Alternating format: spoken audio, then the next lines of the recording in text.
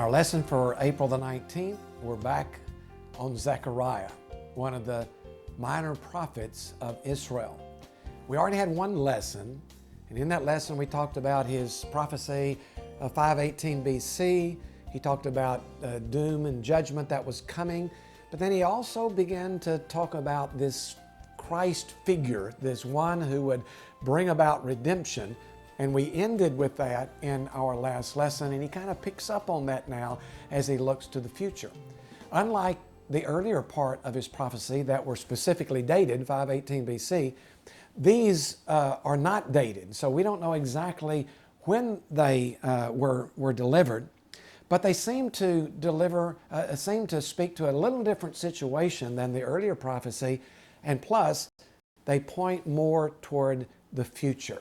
There is a common theme that runs through these prophecies that we're looking at in chapter 11, 12, and 13, and that is the idea of on that day. A reference, of course, to the day of the Lord that we've been talking about in some of our earlier lessons.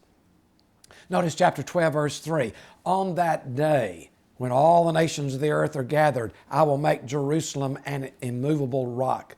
Chapter 12, verse 4. On that day, I will strike every horse with panic. Chapter 12, verse 6.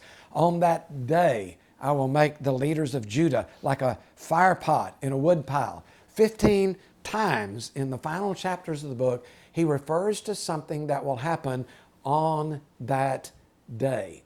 So, as we understand this lesson, we need to keep our focus on the future because Zechariah is talking about what will happen on that day. So let's kind of step back and look at this future event that he's talking about and ask some questions about it.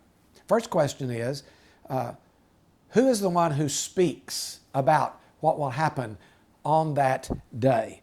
And the one who speaks, according to chapter 12, verse 1, is the Lord. This is the word of the Lord concerning Israel. So the one who speaks about this future event is none other than God himself. And the prophet Zechariah identifies him with some key phrases here back in chapter 12.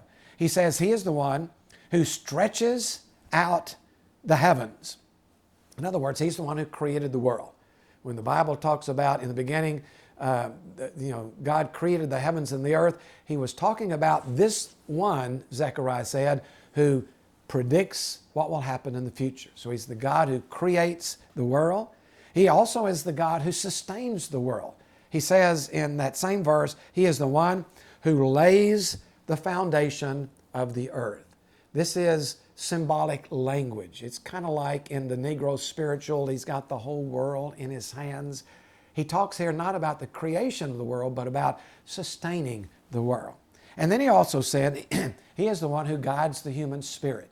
He talks about the one who forms the spirit of man within him. So who is it that announces what will happen on this day?